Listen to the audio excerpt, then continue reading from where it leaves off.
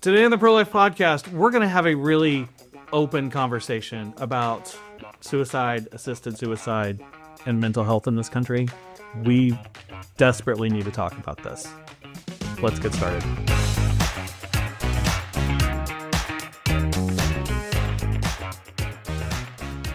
Happy Thursday, Pro Life family. Welcome to the table. We've got our coffees. I'm not alone in my coffee drinking today. Dr. John Seago joins us from the wild world of Austin. Okay, before we get too far into this, I want to go ahead and throw this out. This is a heavy topic we will be discussing. Links below. If you have stumbled into this video by keywords and you're in need of help, there are links below, hotline below. Definitely reach out. Okay, well, we've introduced the doctor, but let's introduce ourselves, friends. Kim Schwartz, Director of Media and Communication. Dr. John C., President of Texas Right to Life. Brett Klingerman, IT Director, and still weirdly frontman of this thing. It's your favorite part of the They keep letting me sit in the chair, so I'm just like, all right, guys, here we go. Yep. Okay. My feed is weird. All things AI, right? So there is a lawsuit, and this led us to find several others. There's a lawsuit against OpenAI because ChatGPT encouraged a 16-year-old to delete himself from the universe's browser history, we'll say. It breaks your heart. I think this is just another overlap of, we talk about technology all the time, and technology can be a tool, but whenever it's used for bad things like unaliving yourself, then it has devastating consequences. That this young man, his name is Adam Raine, and, he could have had just such a bright life ahead of him. His life was valuable and important. But anybody who's struggling with mental illness and depression, whenever you have that kind of like yes man that ChatGPT can be, it drove him down a really dark hole. Yeah, I'm looking for the other names because this is not the only case. In this article, they talked about how essentially ChatGPT's model affirms your view, no matter what. Yeah. Unless you have told it to challenge your opinions, it's just going to affirm how you feel. And this young man was left for extended periods of time chatting with ChatGPT, and all it did was affirm his feelings on how this was the correct decision for him. In a little bit of testing, you pulled out your phone, doctor, and went, well, what do you think about euthanasia? And it dumped about how useful that is. Yeah. I think, this is a big discussion about how AI is working in general. These ChatGPT, for example, and the sources that they're using to inform their views, to inform their perspective, especially on value-heavy topics, right? We're not talking about a research component. What are the best books I should read on this topic? Or what is the most cited? I use it a lot for what is the most cited article on this issue? Right. It's not an objective question. Whenever you get into this question of values, and now we're learning, more studies are coming out about how people are using these chatbots for personal therapeutic purposes. Yes. How do I handle with this in my life? Yeah. What do I do in this friendship or this thing? I feel betrayed, but very personal, loaded questions. I saw a stat that said 1 in 3 teenagers use it for that's like personal questions. Yeah, darn near everything. And so it's really, it raises the question, well, what are we doing on the backside of these, this technology to inform these conversations, these private conversations that teens are having, on their phone nobody else sees this conversation. And, we saw this case that you're talking about, the 16-year-old, there was hearings, there's kind of a little more public spectacle. There was also here closer to home, the grad student from Texas A&M. And, this to the point where the student was saying, I'm, in my car with a loaded gun. No. Yep. And the ChatGPT, again, like you were saying, that affirming tone, said awful things that essentially just said, yep, this is what you need to do. Right. And so there was a lawsuit that was filed against OpenAI on that. That's ongoing.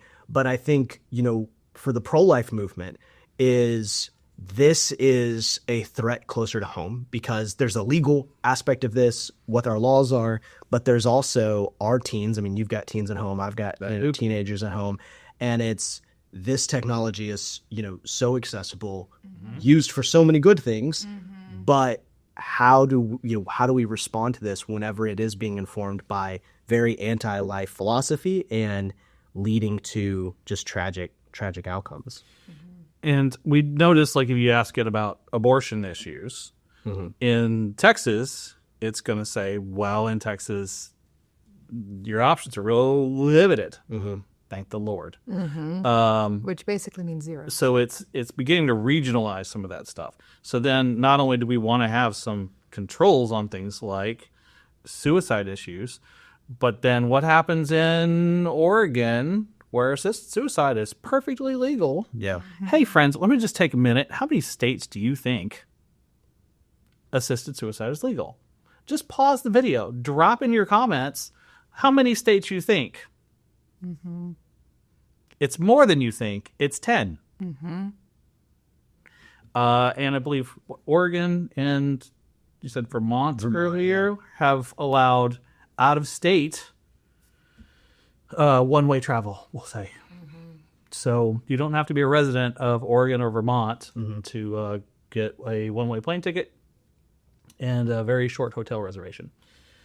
So this is becoming an issue. And then, say they regionalize the responses. Where if you're in Oregon and you're chatting, you got a VPN to Oregon and you're chatting, what kind of response is it going to give you? The students at A&M, just up the road from here, the last message that his phone read that ChatGPT responded with was, "Rest easy, King. You did good."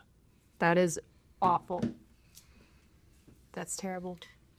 So there's been this conversation about parental, filters, parental, kind of oversight in this. Do you notify parents about certain sensitive topics? And this is really just an area where, as pro-lifers, we need to demand that these companies kind of assert these kind of protections, because it's not just theoretical. We have real people who have been affected by this, real individuals who have lost their life because they didn't get the support that they needed. They didn't get referred. If that individual, if these students were talking to a school counselor or a teacher, what policies, what requirements, even some laws do we have that would require those real people to report this, to say, hey, for your safety, I have to tell someone else. I don't have the authority to keep this secret.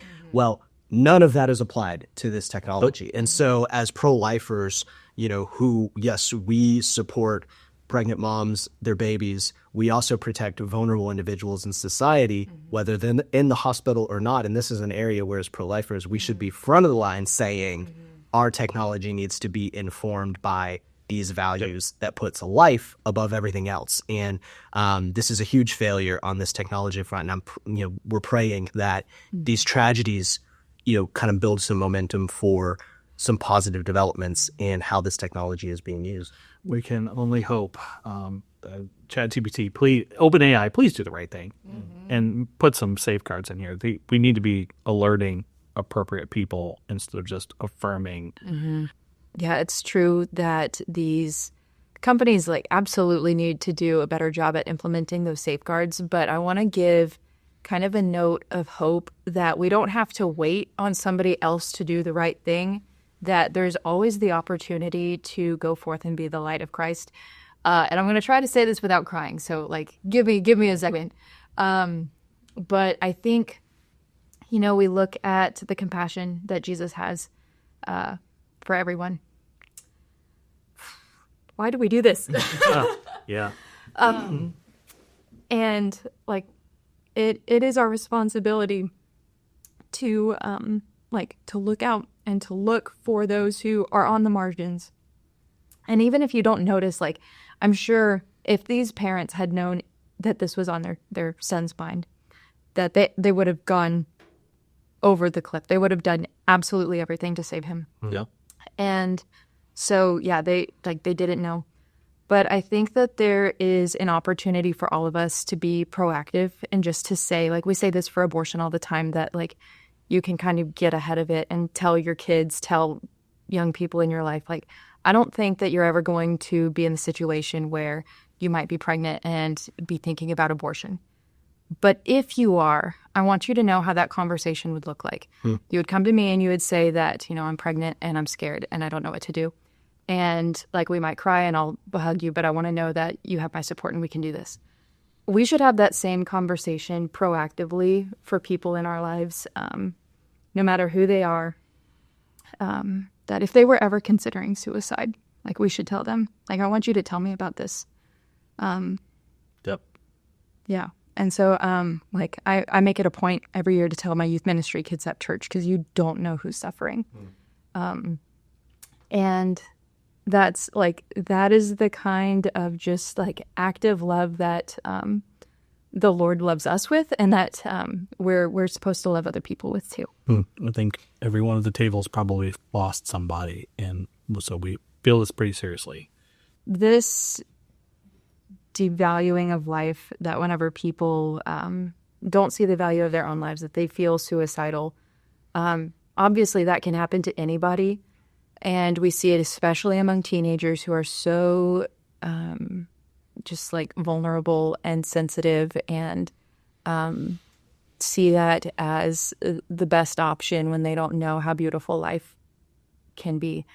And I think we see that a lot too with patients who have been given a serious illness and that they're afraid of suffering, or the biggest one actually statistically, and you can maybe have more insight on this, but it's not that they're afraid of suffering, but that they're afraid of being a burden on other people. And that's a reflection on us. Like, families need to say, like, you know what? Yes, it's true. Love is a burden and love is hard, but it's worth it. Yeah. Yep.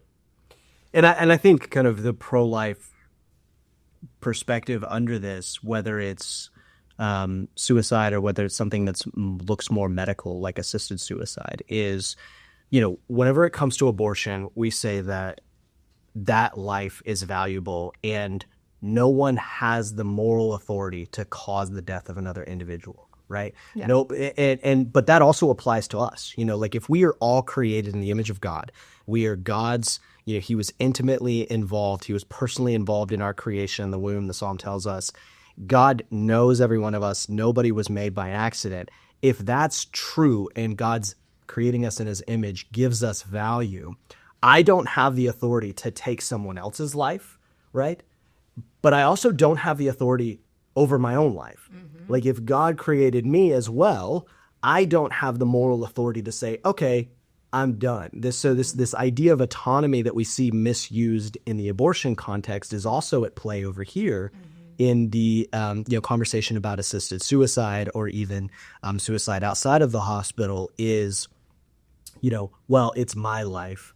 Right, I'm the top authority. I get to make decisions about this, and it just shows from a pro-life perspective, from a Christian perspective, that's just completely untrue. Yeah. And we have more value than that, and we have more responsibility than that. And so I think from a pro-life perspective, this is why it's not a tangent. It's not off the path of what the pro-life mission is. It is creating a culture of life that sees we never have that authority, that life is always a gift, even in the suffering, like you said, even in the hard times, and the struggles, and that we should bear the burden of others to get through those hard times, to overcome those challenges, not to say in some misplaced, autonomy, well, I get to, end my life, which would end, this suffering. And so I think from a pro-life perspective, this needs to be top of our kind of top of mind of this is also one of these very dark, very evil kind of themes that is going throughout the culture right now that we have to, like you said, be absolutely vigilant against. I have 2 points that absolutely grind my gears. Number one is people who support physician-assisted suicide. It is impossible for them to say that these cases of a 16-year-old committing suicide, a 23-year-old committing suicide, they can't say this breaks their heart, but that somebody in the hospital committing suicide, that breaks their heart. There is not a distinction. They might say, well, okay, well, if this person were a little older, then it would be fine. It would be their right, in fact. But how can somebody have the right to end their own life at 80 years old because they don't think their life is worth living anymore? Well, the 16-year-old is saying the exact same thing, that I don't think my life is worth living anymore. So there's not a distinction as much as they might say, well, this person wasn't sick or this person wasn't elderly. That's not what gives us our human worth. And that's a sliding scale. Like, you don't get just to say, like, okay, at 65, then if you think your life is not valuable anymore, you're right. But when you're 64, you're wrong. It's dumb, but they make that argument every time. And I don't think there's an assisted suicide proponent who can actually walk that line with integrity. Well, California is an example. A couple of years ago, whenever they legalized assisted suicide, it was right around the time when the legislature acknowledged Suicide Awareness Week. And so it was like, we're condemning suicide. We want to support these people and make sure that they can see hope in overcoming their circumstances. And however, we're also at the same time going to legalize assisted suicide, that if you're in the hospital, that doesn't apply to you. Okay, the second thing that grinds my gears is that anytime a country legalizes physician-assisted suicide, the entire population's suicide rate increases by an average of 6.3%. So that shows this isn't just like a biomedical issue where it's like, all right, we're going to allow assisted suicide, but it's only going to take place within the walls of the hospital, and that's the only place that's going to be affected. That's not true, because whenever a country and a society says that life no longer has value, people take that seriously, and then they act on it, which is why you have these tragedies. And so if your heart breaks for these kids, of the 16-year-old, the 23-year-old, who I guess is not a kid, but still, then you can't say, like, you can't support physician-assisted suicide no matter how compassionate your reasoning might be of like, yeah, we don't want them to suffer. It's true, we don't want them to suffer. But we want to value everybody's life. And so let's do that, even if it's hard. Yeah, and I just think, a lot of our friends listening to this have been paying attention to the abortion fight and where we've been in the last couple of years. And I kind of feel like, while this has been headline news on how we're protecting, pregnant moms, how we're protecting their babies, how there's states, the big fight in DC about defunding, all of this has kind of been, catching everybody's attention. And there's been this under that, under the radar, there's been this slow progression of now, 10 states plus DC that have legalized. There's 3 other states where the laws are kind of unclear. And, Canada is just going off the deep end. And it's kind of like, it's not getting a lot of attention. And we have, great organizations that we partner with that's their mission. And they've kind of been like, hey, we're happy for all the success of the pro-life movement when it comes to abortion. But our country is headed in the wrong direction when it comes to devaluing life in this other context, in this other direction. And so you're absolutely right, is, this is something that we need to be aware of. This is something that we need to talk about more. And something that, as Texas, we can lead the way of how do we value life in all the circumstances. But the arguments, as you mentioned, are the exact same. To avoid the trials, to avoid the suffering, barriers that don't seem like, this would be the easy way out from these specific barriers. As a society, how can we help people overcome those? How can we help people walk through those hard times? Not deny that they're hard. Nobody's saying it's easy, but how can we come alongside others and bear that burden with them? And what can the state do to promote, that culture of life? And so it is something that we wanted to give enough time to, because it is kind of this undercurrent, right, of the culture of death that, unfortunately, we haven't really been focusing on as much, because the Lord has given us so many victories and so many challenges in the fight to value life towards the beginning of life. Yeah, we talk about these things where if a country legalizes, it becomes culturally acceptable. Whether it's in the context of in a hospital or not, people will do what people do. And And so I also want to talk about this story. Veterans Day was the other day, and this is an important issue, and specifically pertaining to Canada. Again, back to Canada, America's hat, and maybe we could take it off. I don't know. I'm just frustrated with them. And we're going to talk about that after this break. Do you have a cell phone? Do you have pro-life values? Do you like saving money? Well, Patriot Mobile is America's only Christian conservative wireless provider, and they've partnered with Texas Right to Life. So if you'll go to patriotmobile.com/Texas Right to Life or call 972-PATRIOT, 972-PATRIOT, and use the checkout code TRTL, they'll give you a free month of service. So make the switch today. Have your money support causes you believe in, and save and get a whole free month. Make the switch right now. What are you doing still watching this? Make the switch right now. Want to support a cause you love and look great doing it? Visit the Texas Right to Life online store. You'll find t-shirts, hats, mugs, bags, everything you need to rep the pro-life movement wherever you go. Plus, you'll get free shipping on every order. Listeners like you, yes, you, can get 15% off when you use code PODCAST at checkout. Visit store.texasrighttolife.com today to shop with purpose and make a difference. Oh, welcome back, friends. Welcome back to the really dark and heavy topics again. Welcome. Sorry. Kim has probably thought of a few more things that grind her gears while we were away. Only one thing. Our off-camera research friend, Ashlyn, hey Ashlyn, has found us more things to talk about than just Canada, because Canada grinds our gears enough. Let's bring it back to the United States again. Okay. Anyways, topic at hand. The article came across our feed that apparently now Canada has medical aid in dying. If you didn't know, if you wanted more info on that, we can do plenty of back episodes. We'll put links below. I think probably the interview with Alex Sheddenberg was probably the one that covered that one the most. So now Canada's seeing this as like healthcare for veterans, which is just the greatest, isn't it? Because that's what we want. I mean, if you're saying that physician-assisted suicide is healthcare, then why wouldn't you make that recommendation?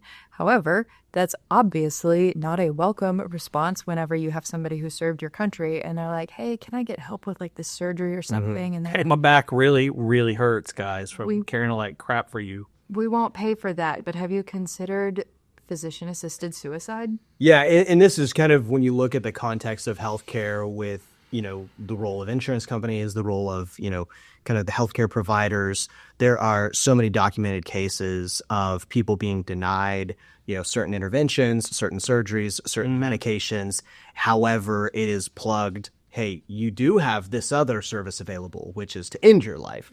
And that's just kind of the incentive process is once we open the store, then of course, companies that could make money off of someone's death is going to plug that rather than paying for an expensive surgery and continuing to care for this vulnerable individual. This is the exact same logic we fight every day, even in Texas hospitals. We have our patients' rights group, our patients' rights team here that represents vulnerable patients, that goes and, kind of stands by the families that are fighting for their loved one in the hospitals. And these are the same arguments. It is cheaper, it is easier, it will be more simple, and it will be less burdensome on the family and the patient if we just go ahead and withdraw treatment. Now in Texas, the only difference is they're not going out of their way and causing the death of the patient. They're actually just withdrawing the ventilator. They're withdrawing other life-sustaining treatment, which occasions their death. But that is only a couple steps away from what we're seeing in other states where it says, okay, the same arguments, the same conversation, but now instead of just withdrawing a ventilator, we're actually going to introduce the cause of your death. So, this is kind of the culture of death. It only has a few plays, right? Corrupting, the good creation, corrupting the image of God, attacking those that are made in God's image. They only have the same, a couple of plays, and they're going to be using them on all, fronts of the battle. And so that's kind of what we're seeing here. But it is absolutely, like you're talking about with the veterans that just came to light, absolutely horrific that is proposed as a solution for these that are ill or Right. Injured. It's a pretty known thing that the horrors of war can cause some mental problems in the long run. And if your recommendation for dealing with that, Canada, what's wrong with you? So many things. Seriously, I guess free healthcare. Well, we got what we paid for, I suppose. What comes back to mind actually is from last week's episode with Seth Gruber, where he said dying is actually bad for your health. Weird. So if the healthcare system is like, hey, have you tried? Well, like that's not a healthcare option because dying isn't really great for your health. So that's number one. Number two is there are so many problems with Canada. One is that You guys have great maple syrup, okay? We appreciate it. you get 1 point. Hockey but, teams are great. Who cares? Kim doesn't even give him that point. As a Texan, I'm going to give them like negative 100 points, but they get +1 for maple syrup. Okay. Okay, so the problems. Number one is with Canada's medical aid in dying MAID. It is now the 5th leading cause of death in Canada. About 1 in 20 Canadians die from medical aid in dying. God, that's a huge number. Yeah. But the other problem that I have with it is that they're trying to hide those statistics. And we've talked about this recently, that they won't say that your cause of death is MAID, or at least they're trying not to say that. If you're seeking physician-assisted suicide because you're diabetic, they're not going to say your death was physician-assisted suicide. Diabetes. Your death was diabetes. And that's just so sinister, because if you believe you're doing the right thing, why would you hide it? If you thought like, yeah, MAID is so good, like we want to brag about how many people are seeking MAID because they're having autonomy over their lives. They're independent. They're taking control. That's what all the rhetoric says. But whenever it comes to the actual outcomes of people have died, we don't want to tell how many people have died because I guess it's really not that great of a thing. And that's not just Canada. I think it's easy for us to just kind of like believe we live in a bubble. And it's like, oh, well, that's Canada's problem over there. They've always been a mess, but we've got everything figured out here. Like you said, 10 states have legalized physician-assisted suicide, and Illinois, their legislature actually just passed a bill to legalize physician-assisted suicide as well. At the time we're recording this, the governor hasn't signed it yet. I'm going to pray a lot that he does not sign it, but I would be pretty shocked if we got that vetoed. Well, and you said if you're doing something good, why would you bury it? Apparently, this was introduced as a food processing health bill, and got snuck in under that. I don't know. That's odd. Why would you want to have an assisted suicide bill be buried under a food processing, a food sanitation bill? And why was it passed at almost 3 a.m? I thought we were trying to help people. And while we're trash talking Canada, we do like you guys. We're actually we want you to live a long and healthy life. So we love the Canadians. Well, I don't the like government. Canada. It's the government that we got a problem with. So I think we've got in Texas. How do we build a culture of life? We also have friends in other states of how in states like New York and in Illinois, where this is, the governor is talking about whether to veto or is considering whether vetoing this, just because the other states are not able to make progress on protecting babies and their mothers from abortion doesn't mean that there's nothing to do. Talking about these issues, because this space, as clear as we see it, this space has not been claimed yet. Yep. If you just talk to regular people about this, about should we give up on those with mental health? Should we only suggest veterans, have assisted suicide rather than health care? If you have that conversation with regular people, they will probably naturally come over to the pro-life perspective of, no, let's give them a chance to live, right? And so I think, for those of our friends that are in other states that may be discouraged on the abortion front, still talking about life, talking about the goodness of God's creation, that he gives us life, that he's, in value, he's given every human being value. you're probably able to have better conversations and make more progress than those, especially in these states like Illinois and New York. And so this is just something as pro-lifers, we're not just supposed to be pro-life, we're supposed to be pro-life ambassadors, continuing to talk about life, the goodness of life, why every human being is valuable. And so just an encouragement to those in other states. I talked to our friends in Colorado who are just getting beat up. I mean, they are 25, 26 years behind us. Like, they're talking about something we passed in 99. They're talking about parental authority over minors seeking abortion. And they're like, man, we have so much to go on this. They can't talk about protecting babies from violent abortion or protecting moms with, kind of common sense healthcare, safety or kind of health and safety protocols. Like, they can't talk about those. They can only talk about parental involvement. Should minors get abortion? So they're very discouraged. But this is one area where it's like, hey, we still have to be ambassadors for life, and maybe this is more fruitful, territory, talking about the value of life for those that are overlooked by society, whether it's veterans or, those who are ill. Mentally ill teenagers who are stuck in their rooms chatting online. I think this is a good topic to have those life conversations and values conversations that may be more fruitful than, hey, what do you think about abortion? Yeah. Well, and the fact that and on that note of kids in their rooms who are letting ChatGPT make their decisions, what happens in 20 years when they're the bulk of the voting populace? Yikes. And their formative opinions, their upbringing and their moral values have been guided not by their parents, not by their families, but by a chatbot that had a corporate agenda. Yeah.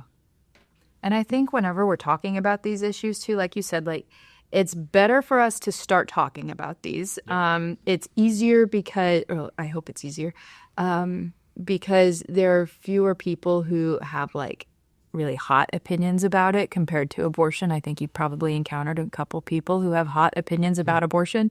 I guess we technically have hot opinions about abortion. But with physician-assisted suicide, just to kind of if you're going to talk about those, I think it would be helpful if you know what kind of responses you might get. And usually whenever you say hey, what do you think about physician-assisted suicide? People start thinking okay, they want to support it, but minimally. So it should be legal, but only for people who are elderly, only people who are in pain. And that was how they justified abortion in the beginning. Yeah. It was only in these situations, only when there's these circumstances. These are the only times we will need something like this. And interestingly, a couple of years ago at a convention, I had a woman come up to me and say, because she was old enough to remember when Roe passed, and she was like, they told us child abuse would go away. Wow. Because now the wanted children, it would be every child would be wanted, which it sounds like insanity. Obviously, child abuse has gone away, right? Good job. No, we sell these terrible things, and they're like, well, it's going to help this way. No, it doesn't. Yeah. But the moral decay over the next 50 years is horrendous. And we can paint the positive alternative too in those situations of okay, you know what? It should only be legal for people who are really suffering or people who are really elderly. I think that it's important to recognize that person is trying to come from a place of compassion, hopefully, and say, you know what, it's really hard to see somebody suffer, or if you're the one who's going through suffering, that's tough. But point out that there are so many ways that we can treat pain in the medical field. There are, what other alternatives do you think that are helpful in this conversation? Yeah, I mean, I think reiterating that, it requires us to be committed to these individuals. And it costs something. You were talking about, your ministry at church, with high school students, I volunteer with our middle school students. It's it cost us time and energy to care for those in need. You know, like whenever you have a loved one in the hospital, that is not easy. Like, of course, their experience, but then for those that are around them.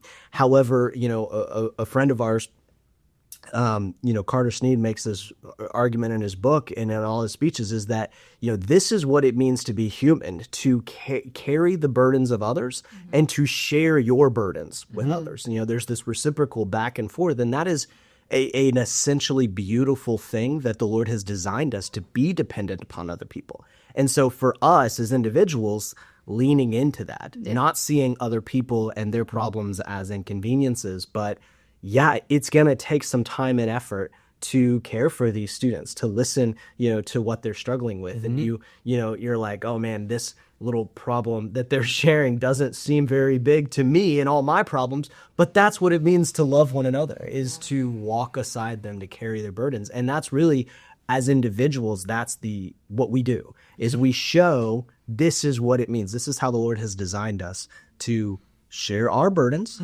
And, not to think, because we can think, oh, well, it's virtuous for me not to want to be a burden on others. No, it's undermining how the Lord has created us. And so he has created us to bear burdens and to be a burden to others. So when I get old, you bet I'm going to be a burden on the kids. Like I'm not going to apologize that my kids will have to care for me whenever I'm old. Like I think about my parents, and it's like, there's going to be time when they're a burden on me. That's a good thing. That's okay. Like they spent decades caring for me, raising me, all of this. And it's like, now I get to love them in this way. And so that is just part of this, how God has created us. That's part of this pro-life vision of the culture of life is so much more than just being opposed to bad things. It is really embracing this fuller vision of what it means to be human. And I think for in this context, we have people in our lives right now that are hurting, that are struggling. And what does it look like for us to be that ambassador for life, not just in an apologetics, I have all the right answers way, but an ambassador for life in like actually loving people. Loving people. And so it's hard. It's hard. It takes time. It takes effort. It takes energy. But that's how we be an ambassador for life right here, even in a, pro-life state. Yep. Well, and we are approaching the holidays part of the year, and the mental health issues get a lot worse this time of year. Over the next, we're only 6-ish weeks off from like Christmas. It's gonna be here before we know it, and people go down the rabbit hole and end up in dark places because they've sat alone, lost loved ones. Holidays are hard. Yes. Check on your friends and neighbors, please. Please. Because it's, we like to talk about peace on earth. Still love your neighbor. And Kim, you said you'd hope it would be an easy sell. And I hate to counter that, but once we add Illinois and Delaware, Delaware is in process. Illinois, New York are kind of New York. Delaware's done. New York and Illinois are still to be signed.